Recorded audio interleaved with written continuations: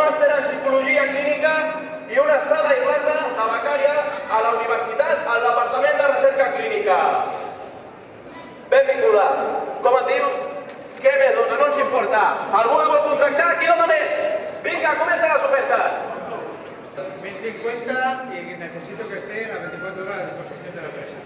1.050 euros, en disposició 24 hores. 1.050 euros en disposició per l'empresa Vidal. Avui estem fent una acció per explicar als ciutadans i ciutadanes el que ens portarà la reforma laboral als joves i les joves d'aquest país. Des de la Valot portem denunciant des del principi d'any que estem amb l'aigua al coll i ara el que volen és directament ofegar-nos. Aquesta reforma laboral el que vol és solidificar la precarietat laboral dels joves. És a dir, ser jove és igual a ser precari i el govern el que s'ha proposat amb aquesta reforma laboral és que aquesta equació tingui caràcter indefinit. Em dic Anna, soc tècnica en administració i parlo perfectament i escric 4 idiomes, anglès, alemany, català, castellà i francès, o sigui 5.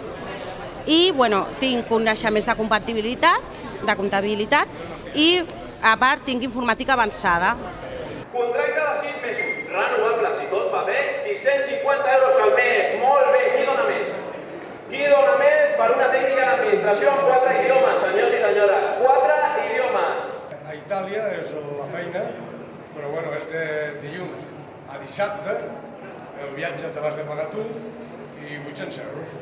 De dilluns a dissabte, 800 euros i que se'n va cap a Itàlia. No pot ser que puguis arribar als 25 anys cobrant per sota del salari mínim interprofessional, com proposa el govern amb la reforma del contracte per la formació.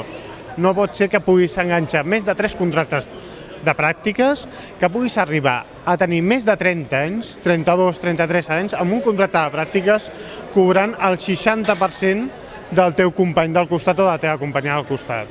No pot ser que es negui la possibilitat de conciliar la vida laboral i estudiantil a molts joves que estudien i treballen conjuntament. Perquè si a partir d'ara es poden modificar les condicions de treball quan volen, de quina manera pots tenir un treball amb un horari que et permeti conciliar els estudis? Soy un joven de 27 años, no tengo mucha formación, acabé la ESO y empecé a trabajar directamente. Entonces, para cualquier trabajo casi que no me importa porque lo necesito en estos tiempos, me ofrezco a mozo de almacén, cargar, descargar, cualquier supermercado, o sea, no me pongo muy quisquilloso con el trabajo. Doncs adjudicat per al salari mínim i 10 dies de vacances i una patada al cul, molt bé! I el que és més preocupant, privatitzen els serveis públics d'ocupació. Què acabarà sent? Les ETTs es preocuparan únicament de la gent que té ocupabilitat, amb el qual la gent que té més dificultats tindrà més dificultats i quedarà desemparada.